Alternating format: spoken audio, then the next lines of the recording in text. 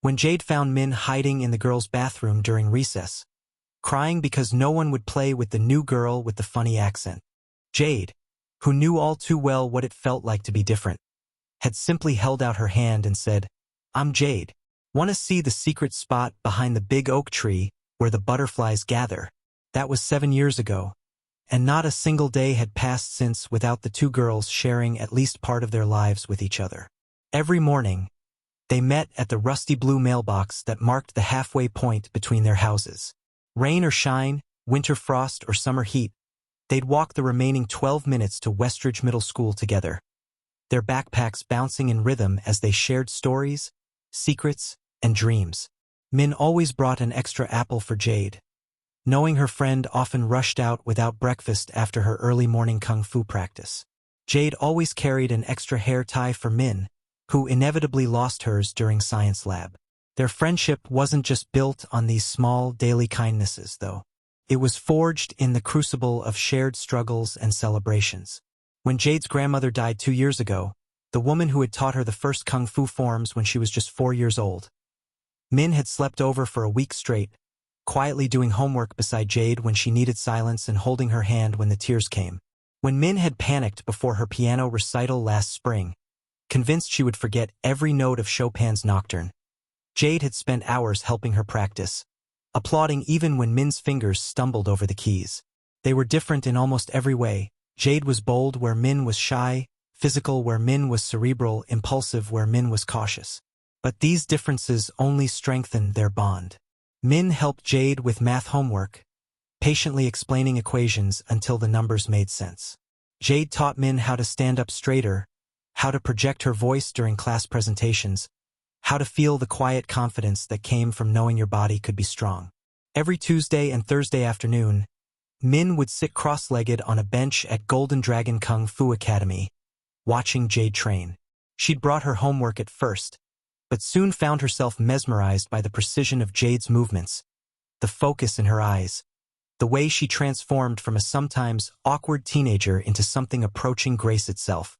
Master Wong had even started greeting Min by name, occasionally bringing her a small cup of jasmine tea as she watched from the sidelines. "Why don't you join us?" Jade asked once, toweling sweat from her forehead after a particularly intense training session. Min had shaken her head, smiling. "I'm not brave like you. Besides, someone has to document your journey to becoming a kung fu master." She'd held up her sketchbook, filled with page after page of Jade in various poses. Flying kicks, centered stances, focused punches. The drawings captured not just Jade's physical form, but something deeper, the spirit that drove her to practice until her muscles burned and her palms were calloused. In return, Jade attended every one of Min's piano recitals, sitting front row center, beaming with pride as her friend's fingers danced across the keys. She didn't understand classical music the way Min did, couldn't tell Bach from Beethoven, but she understood the dedication it took to master something so complex, the hours of practice behind each perfect note. Last summer, they'd turned the Chun family's garage into a sanctuary of sorts, half practice dojo for Jade, half music studio for Min. Jade's parents had helped them hang a mirror on one wall and sound-dampening panels on another. They'd painted the concrete floor a warm terracotta color and strung fairy lights from the rafters. It became their favorite place, a space where they could each pursue their passions while still being together.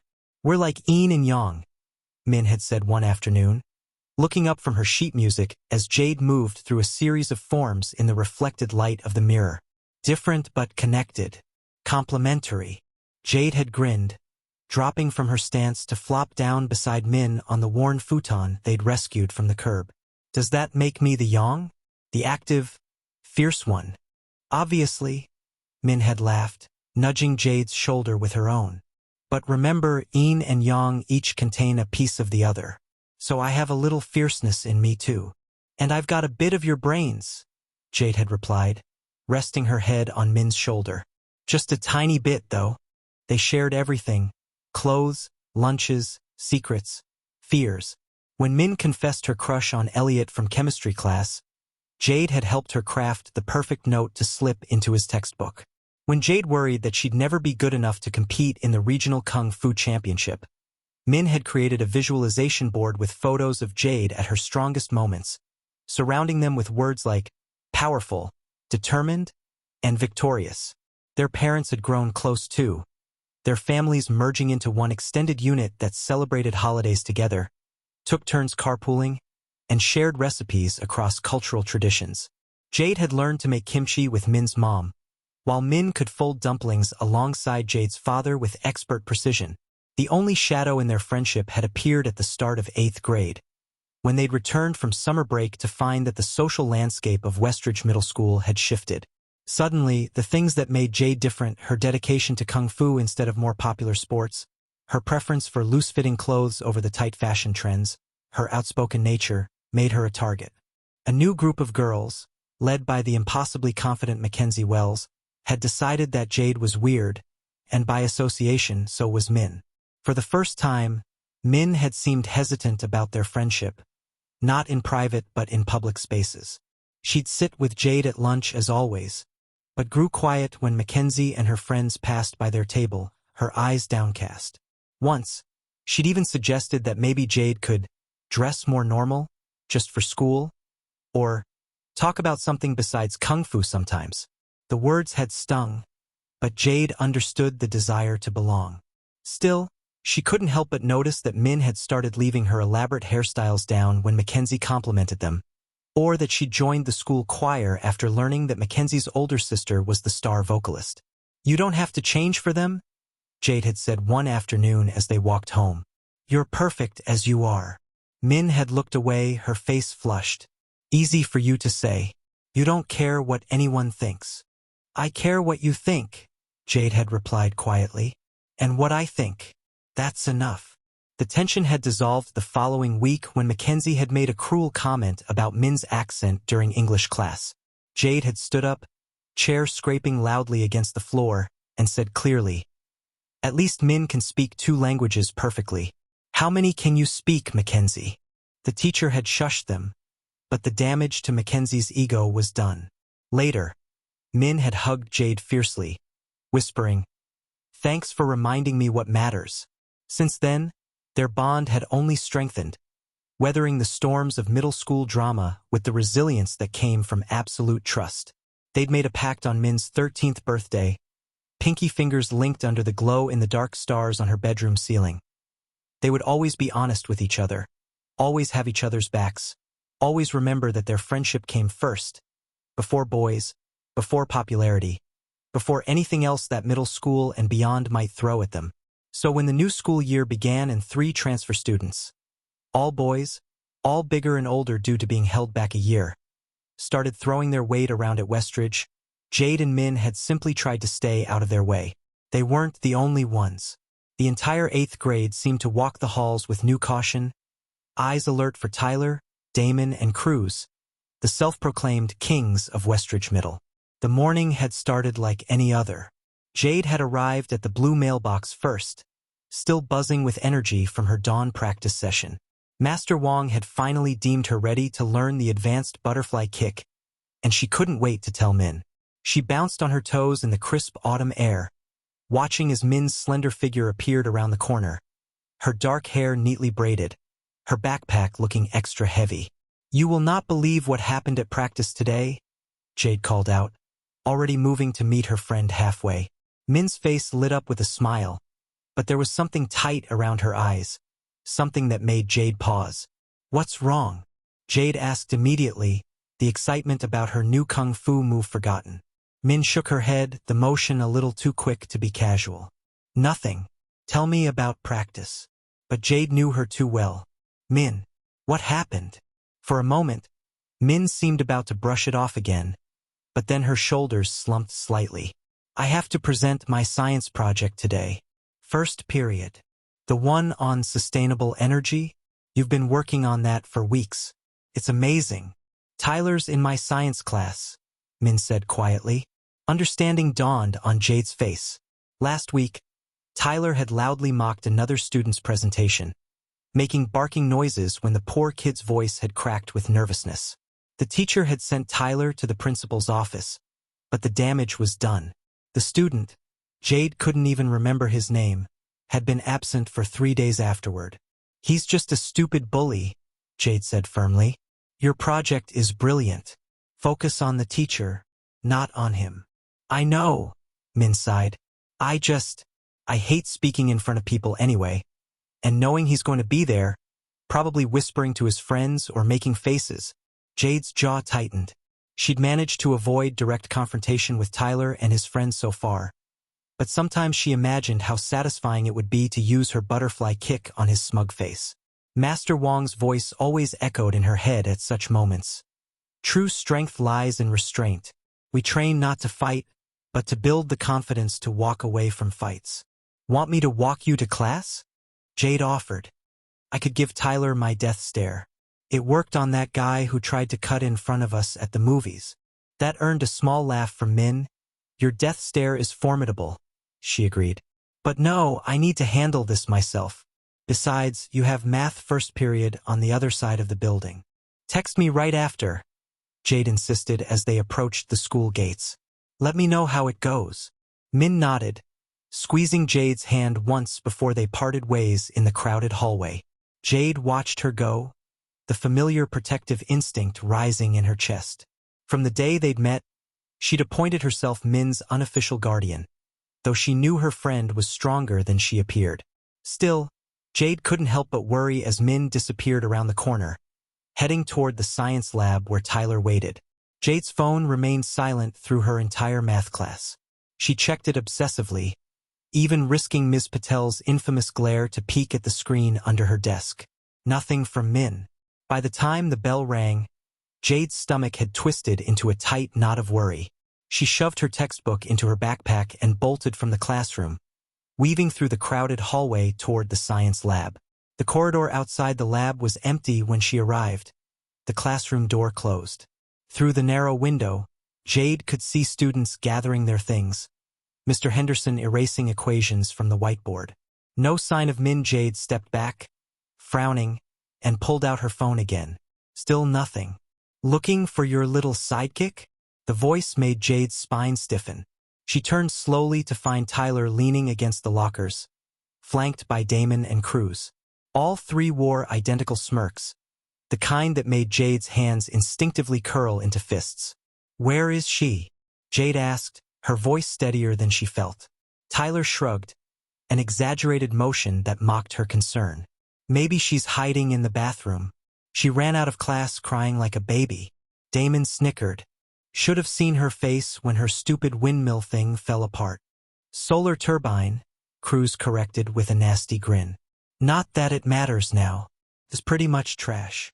Cold understanding washed over Jade. "What did you do?" "We didn't do anything," Tyler said, eyes wide with fake innocence. "Right, guys?" Henderson made her put it on the lab table before class.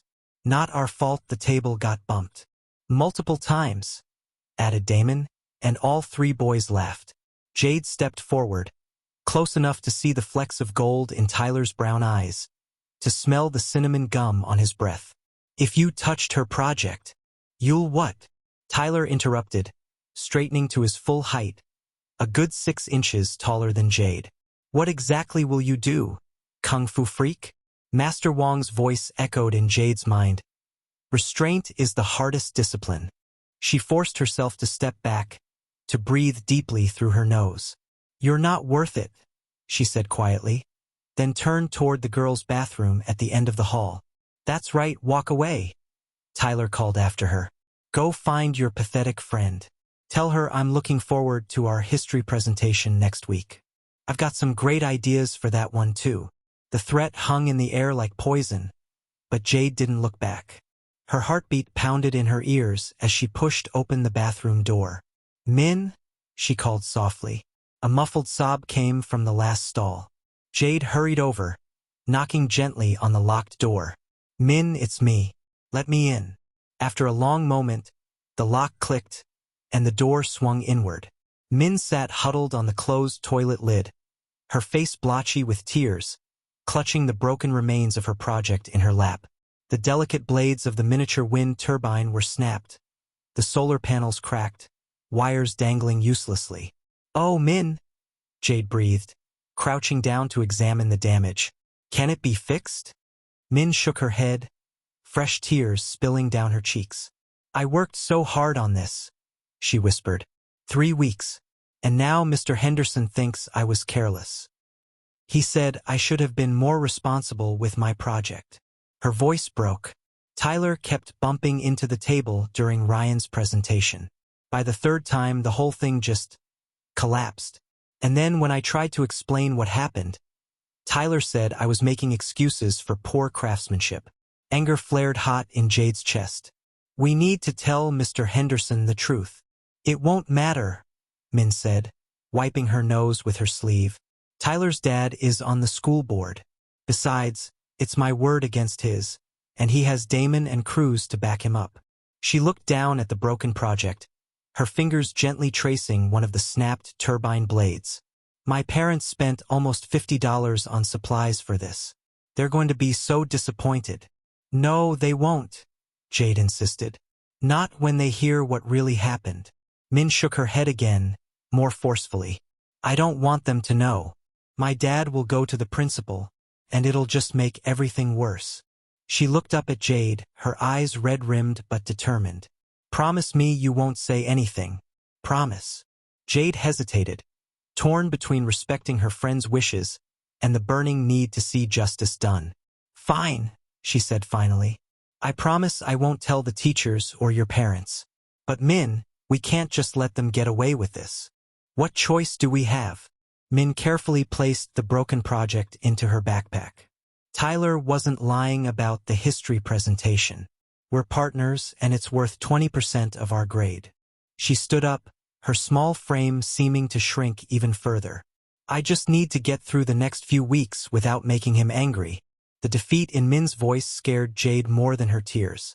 In all the years they'd been friends, she'd never seen Min like this. Afraid to stand up for herself, willing to accept unfairness just to avoid conflict. It wasn't right. It wasn't Min. They spent the rest of the day together, Jade glaring at anyone who looked at Min the wrong way. Min was quieter than usual, flinching at loud noises, her eyes constantly scanning rooms as if expecting Tyler to appear. By lunchtime, rumors about the science project disaster had spread, but most versions blamed Min's clumsiness rather than Tyler's deliberate sabotage. Just ignore them, Jade said as they sat alone at their usual table, Min picking listlessly at her sandwich. People will forget about it by next week. Min didn't respond, her gaze fixed on something across the cafeteria. Jade followed her line of sight to see Tyler and his friends at a crowded table, Tyler holding court like some kind of middle school king.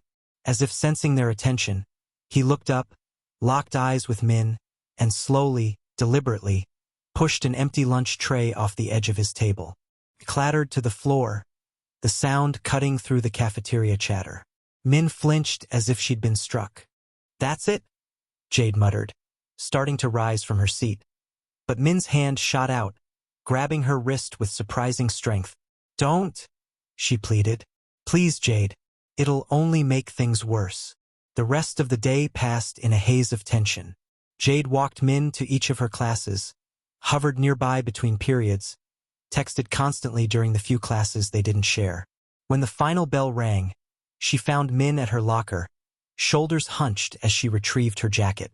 Come on, Jade said. Let's go to my house. We can watch that baking show you like and forget about this whole day. Min zipped up her backpack, wincing slightly as she lifted it. What's wrong? Jade asked immediately. Nothing, Min said, too quickly. Just sore from carrying all my books. Jade's eyes narrowed. Min, show me your arm. After a moment's hesitation, Min pushed up her sleeve to reveal a darkening bruise on her upper arm, roughly the size and shape of fingerprints. Who did this? Jade demanded, her voice dangerously quiet. Min tugged her sleeve back down. It doesn't matter. It was Tyler, wasn't it? When did this happen? After English, Min admitted. He caught me alone in the hallway, said he wanted to make sure I understood how our history presentation was going to work. Her voice dropped to barely a whisper. He said I'd do all the work and he'd take all the credit, or he'd make sure I failed. And the bruise. He grabbed my arm when I tried to walk away. Min's eyes filled with tears again. I'm sorry, Jade. I should have stood up to him like you would have. I just froze. Something shifted inside Jade then. A line crossed that could never be uncrossed. Her friend, her brilliant, kind, gentle friend, had been physically hurt, deliberately, by someone who knew they could get away with it. The injustice of it burned in her veins, hot and clarifying. This ends now, Jade said. Her voice calm despite the storm building inside her. No one touches you. No one threatens you. No one makes you afraid to come to school. Min looked up, alarm flashing across her face. What are you going to do? Jade closed her locker with a decisive click. Something I should have done this morning. The next morning, Jade arrived at the blue mailbox earlier than usual. She'd barely slept, her mind racing with plans and Master Wong's teachings competing for attention in her head.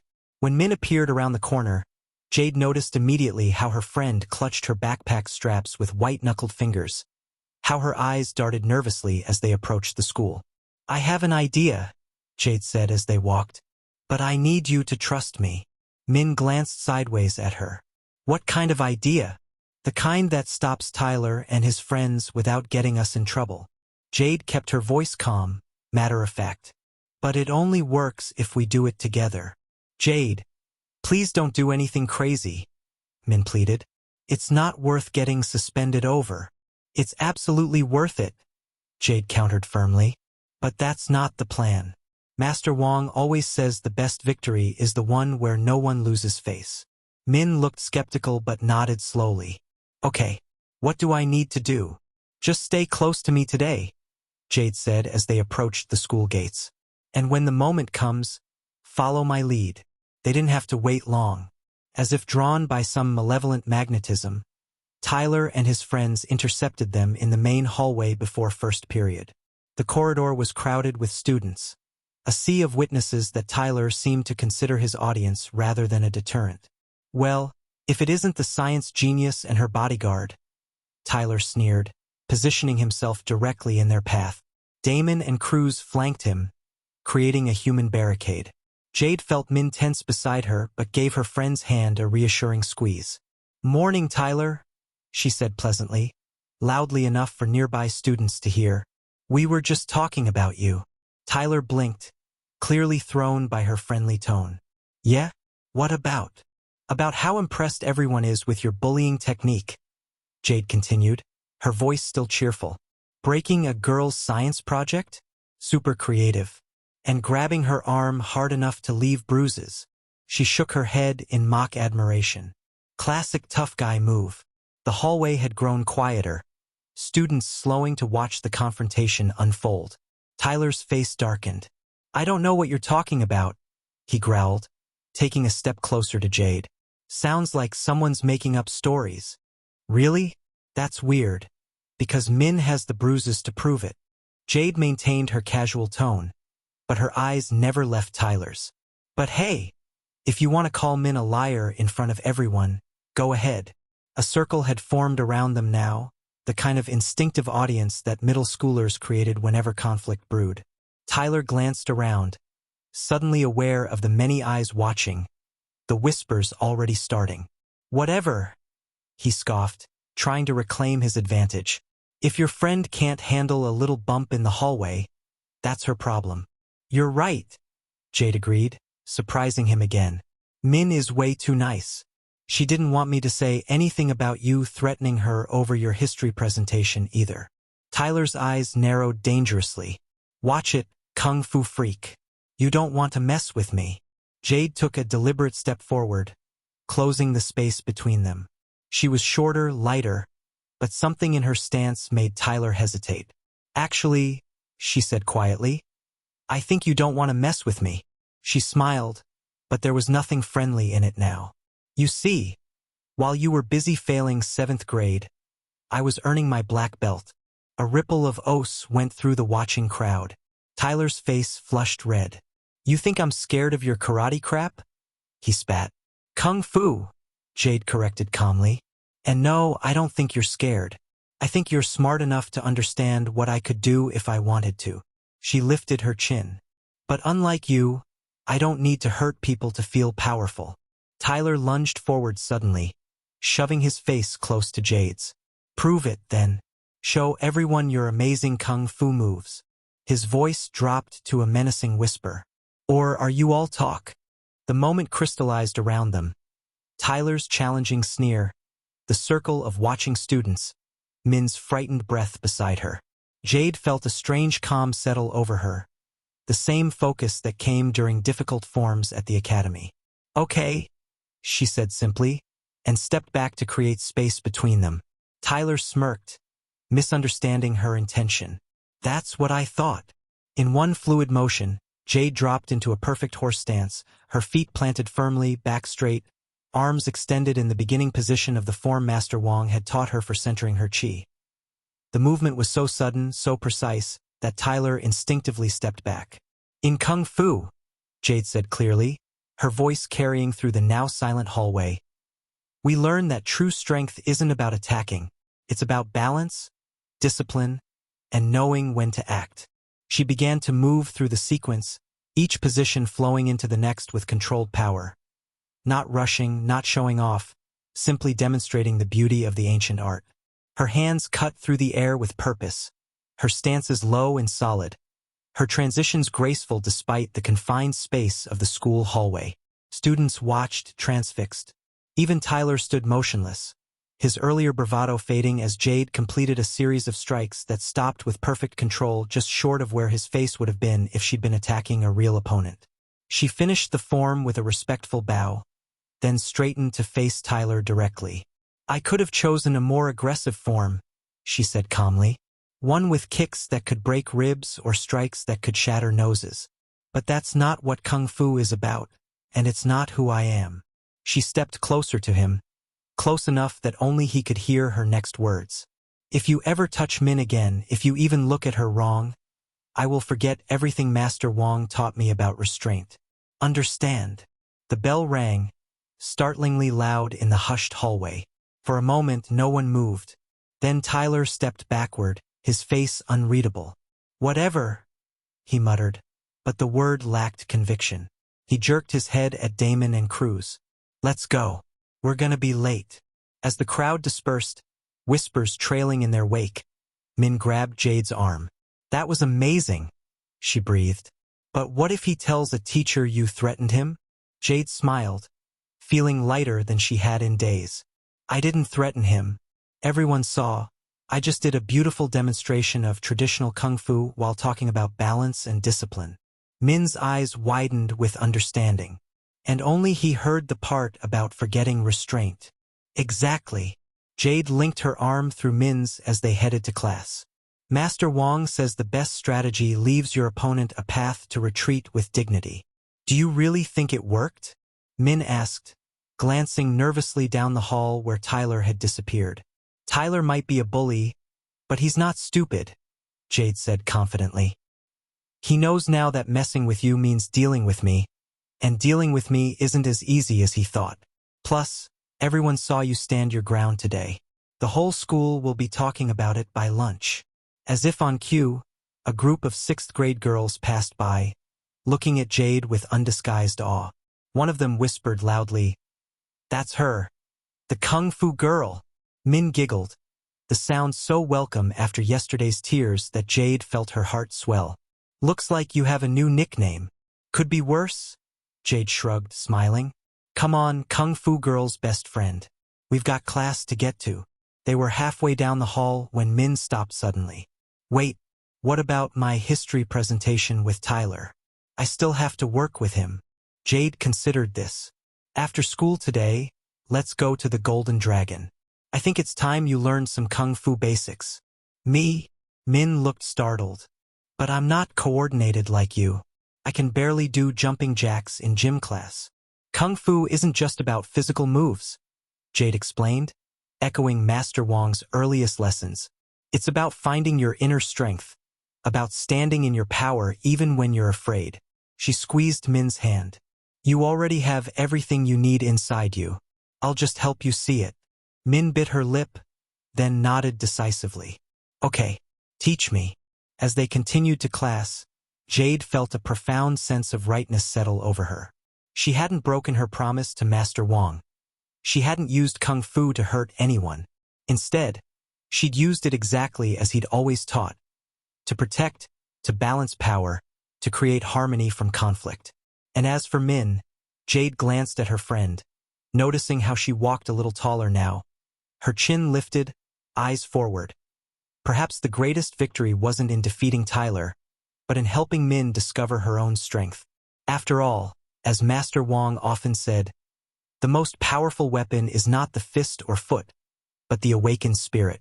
The kung fu girl and her best friend turned the corner together, ready to face whatever came next, side by side.